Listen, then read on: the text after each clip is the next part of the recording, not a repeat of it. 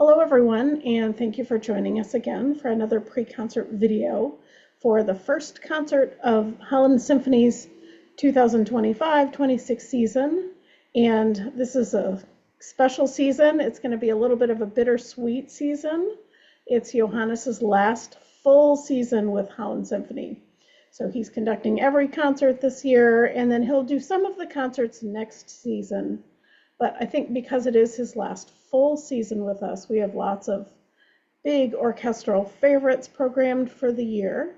And we also have some of Johannes's favorites, maybe composers that we haven't heard of or you haven't heard of. We've played all these composers before, but this first piece, or this first concert, contains one of those composers, Franz Schreker, along with another composer whose name is not well known, Alexander Arutiunian, and then a composer who is very well known, Tchaikovsky.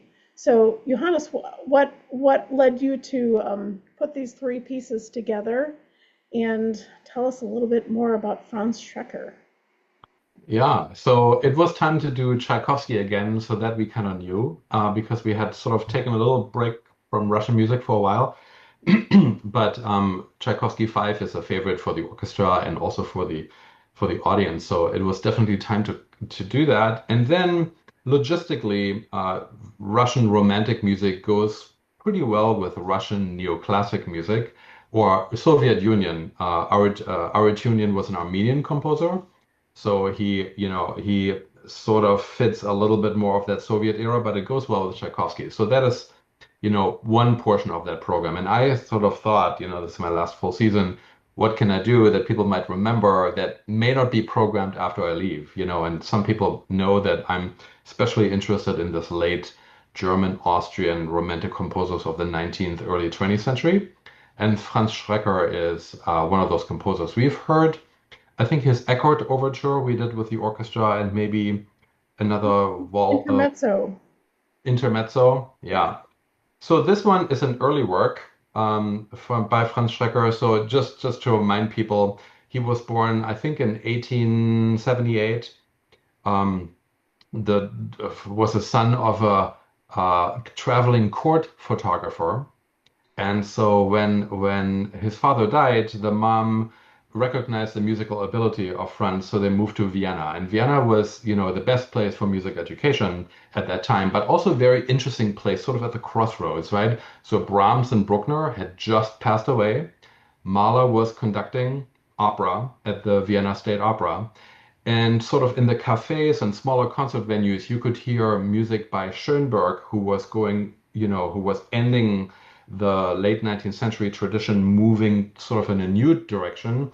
And you also heard Zemlinsky, who was experimenting with, abundance and big romantic sounds, but sort of pushing the envelope of tonality.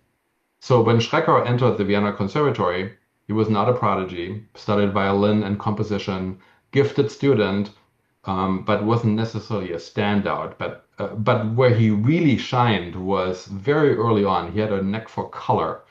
So he was able to create with a standard orchestra with just, some auxiliary percussion in the mix. He was able to arrange those instruments to sort of what people have coined shimmering textures. I almost want to say it's a German version of maybe French Impressionism, right? So it's sort of like the Viennese answer to Debussy. And so it almost sounded like painted, right? And so he was very much with Zemlinsky during that time, that, he wanted to explore color. But nevertheless, he never abandoned counterpoint and form and sort of a traditionally learned approach to music. So the piece that we're going to hear is from a short suite, the Romantic Suite. He wrote this in his early 20s. So it's not a mature work, but very soon after this work, he found his way into opera, and this is how he made his mark. Opera is really what he is known for. And his very first opera, Der ferne Klang, or The Distant Sound, again, it has the word sound in it, right? Because he created these textures that really put him on the map. And people said, "Who is this guy? This is phenomenal writing." and that put him on the map. And then he was commissioned to write operas everywhere, and his name was circulated in the same breath as they would talk about Richard Strauss. So super famous. And so this early work is, I wouldn't say a student work, but an early career work where you could hear some of those experiments with texture and with melody. We're hearing only the last movement, the Tanz or dance movement, that sort of has like waltz in it and sort of these swirling melodies, and it's very fast paced. Just wonderful sound. And what's kind of tragic about Schreker is, of course, he was born at the wrong time, right? He was of Jewish descent, and he really came into his own in the late 20s. This is when he was known, and this is when, Hitler annexed Austria, and no Jewish composers had any chance of working. And also, there was a new movement towards a new neoclassicism and sort of abandoning the old. So it's a double whammy. Schreker then went to Berlin, which gave him a little safe haven for a while, but it really wasn't a good time for him, and he just kind of died, sort of desperate and grief-ridden that he couldn't have a career in his mid-50s. Really, what he should have done is like Korngold, immigrate to the United States and try something else. But it's sort of tragic. So this work is full of youthful exuberance and of promise, but foreshadowing kind of a little bit of that fall. And this puts it in line with the Tchaikovsky Symphony, of which we're going to talk about a little later. And you actually did the US premiere of this piece, is that correct? I did. I found it on YouTube. Yeah, so I did that, I think 13 or 15 years ago. When I first got to Castle Lomich, I did a bunch of Schreker works and premieres.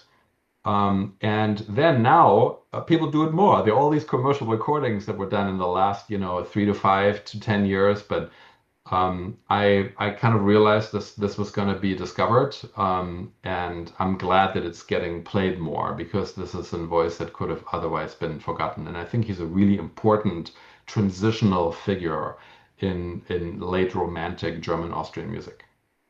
Yeah, there's quite a widespread movement right now, even if it's a little bit niche too, bringing back some of those composers and rediscovering their music. There are quite a few recordings out now, which has been fun to discover. It's Yeah. it's kind of a fun piece to play. I think one of the disadvantages for musicians performing that music is, since it hasn't been played much, the parts are all sort of in a handwritten format, manuscript. So it's hard to read, it's hard to decipher. It's not printed very neatly. I have to write in a lot of note names, frankly, because there's so many lines and they're kind of smushed together. It's hard to know what note you're playing. And I wrote to the publisher, I wrote to Universal Edition and mentioned that. I said, this music could be performed more. But they turned it around and said, well, once it's performed more, we'll print better parts. Right. So It takes once a while too. once we figure out what notes we're playing, it's really quite striking music and fun to play. I think it'll be a great opener for the concert. It's exciting, it's bold, it's very melodic. Definitely a little bit of a throwback to a little bit of Tchaikovsky in there as well. Um, fun music. After that, we turn to Armenian composer Alexander Arutunian, who was writing a little bit later, definitely well into the 1900s. Studied in Armenia, studied in Moscow, definitely writing at a time when Armenia was part of the Soviet bloc of influence, and definitely would have been a composer who fit within the musical guidelines that the Soviet officials required of composers.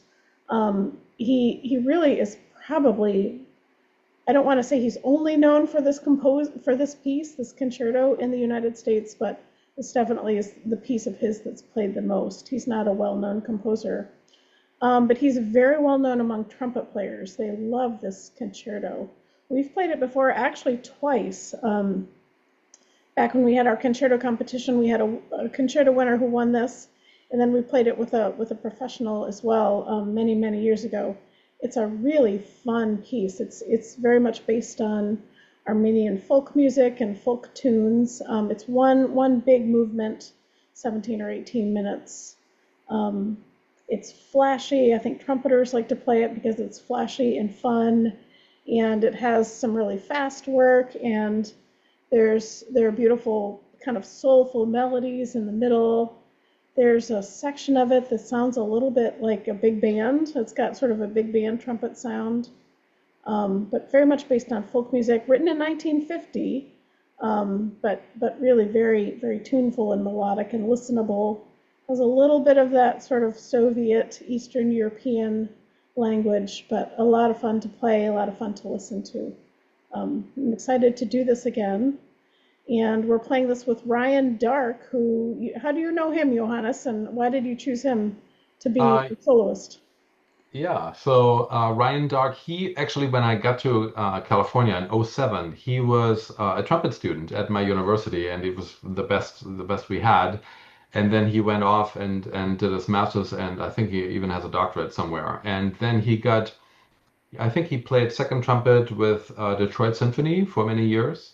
I think he also played in Boston, and then the big job was the first trumpet of Los Angeles Opera with James Conlon. And so once he moved back to California, then we had an opening on our faculty to bring like a second trumpet teacher, and he is now on faculty here. Interesting, student and now faculty, and has the big LA job. And Ryan is just a wonderful, young trumpeter. Uh, Kind of a singing tone, very lyrical, warm sound. And I think that goes really well with the Arutiunian. Interesting about that concerto, when people talk about trumpet concertos, well, they think you're either going to play the Hummel or the Haydn.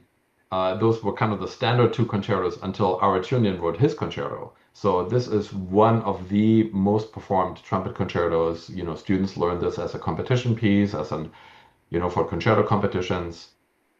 Sometimes professional play it, and it just fits this program just super well, and especially with Ryan's sort of lyrical tone and his virtuosity. I think this is going to be an audience favorite, definitely. Yeah, I'm looking forward to playing it again. I enjoy the sort of contemporary spin on folk music, and it's something that, yeah, we're excited to introduce this to audiences again. Um, Then after intermission, then we'll have the household name composer, Tchaikovsky. Holland Symphony has performed the Fifth Symphony, even with Johannes. It's been a while, so it's always fun to play the Tchaikovsky symphonies. Tchaikovsky writes beautiful melodies. They're big, they're romantic, they draw you in, they take a while to develop. It's not easy to play, but really, really fun to play.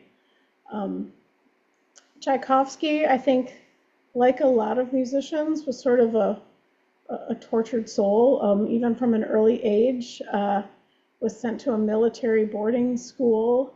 Um, Started playing the piano at age 5, but was not encouraged to pursue that by his father. Um, but that's really in a harsh environment in which he grew up. That's really where Tchaikovsky found his solace, found comfort playing the piano. Um, I thought kind of a fun little bit of trivia, given the way our fall concerts are programmed. When Tchaikovsky heard Mozart's opera Don Giovanni, that's when he really made the decision to devote his life to music. And so, of course, we're playing the overture to Don Giovanni on our October concert. So it's a nice little connection between concerts. I don't know if Johannes intended that or not, but fun connection. Tchaikovsky was one of these composers who was always plagued by self-doubt. Never thought he was good enough, always worried about what others thought, really wrestled with the idea of fate. And a lot of his symphonies are really exploring fate. And the Fourth Symphony certainly was an exploration of fate. It begins with this big, bold, sort of tragic sounding brass fanfare. And then he goes through all kinds of moods and explores fate and has this wonderful happy ending. And then it was a good 10 years before he wrote another symphony. Again, so plagued by self-doubt, wanting to prove himself, Maybe there were those out there who were saying he was kind of a has-been composer.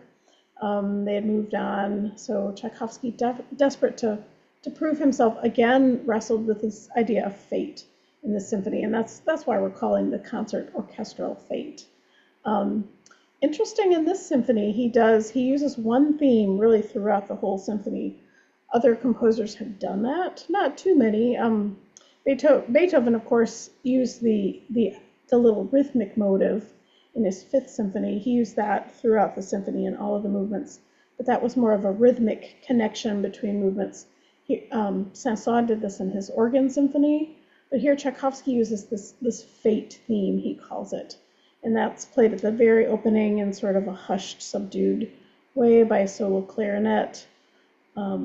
It's really the main focus of the first movement, as Tchaikovsky explores this fate theme and just seems buried by this fate theme, and the movement ends kind of quietly, very low in the orchestra, just sort of a tragic ending. The theme is not as prominent in the second and third movements. The second movement is a slow movement with very, very gorgeous solos, a gorgeous horn solo and other solos.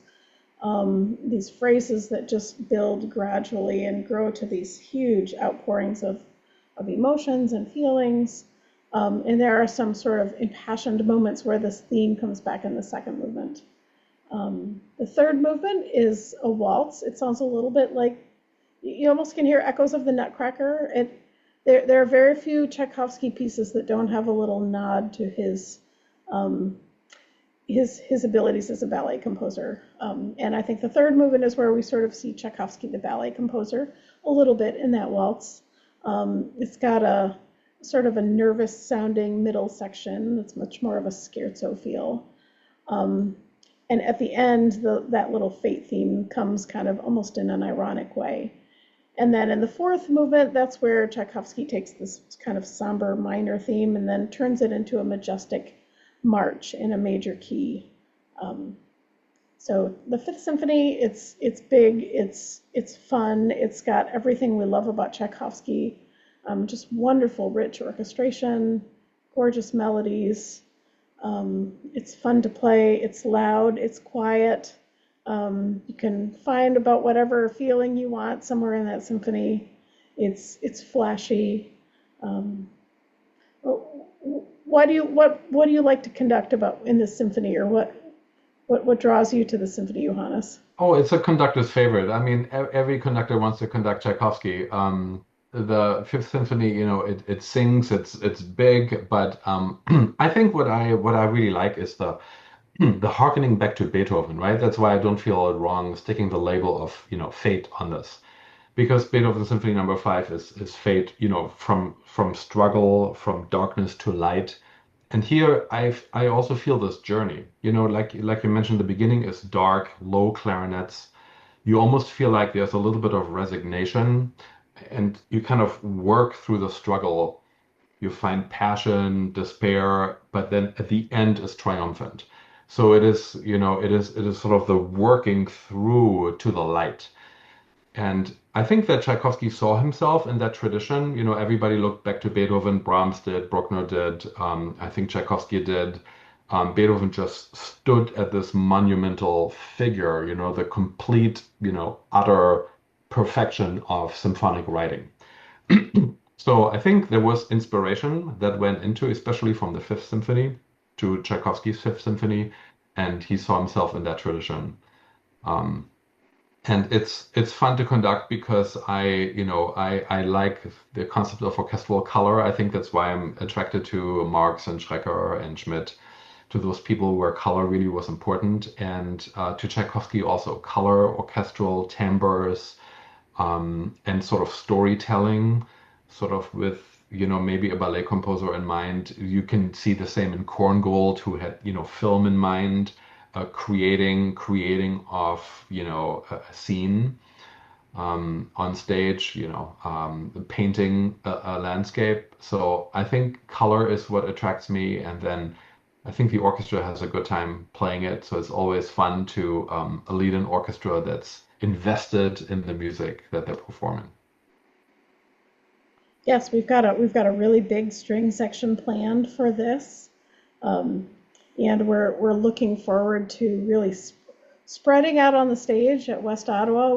Our concerts we've had there so far have been pretty small orchestras, so it's a big stage. We're looking forward to filling it and filling the concert hall with a big orchestra and this wonderful romantic music, basically from beginning to end of the concert. Um,